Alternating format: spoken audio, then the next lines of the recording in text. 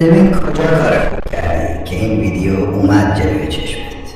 این پیام خداوند برای تو. فرزندم، ای عزیزترینم، در گذشته خیلی دعا کردی و گاهی هم اشک از چشمت جاری شد.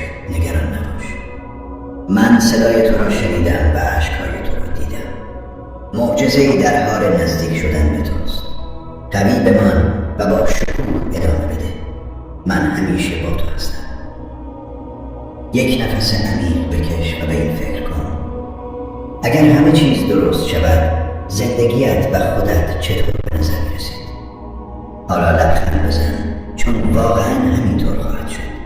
اگر الان در مکان یا زمان درستی نیستی، اگر ناراحتی، مضطربی یا ترسیدی، چشمهایت را ببند و به صدای من گوش بده.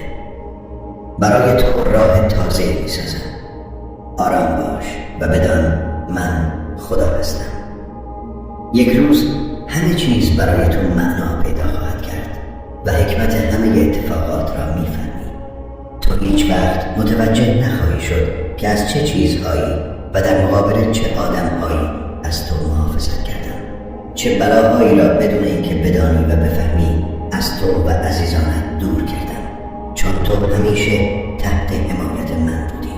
ایمان و اعتمادت را به نقشه های من از دست نده. در زمان بندی بی‌نقص خودم همه چیز را برای تو درست میکنم. برکت های بی پایان در راه توست. فقط به من اعتماد کن.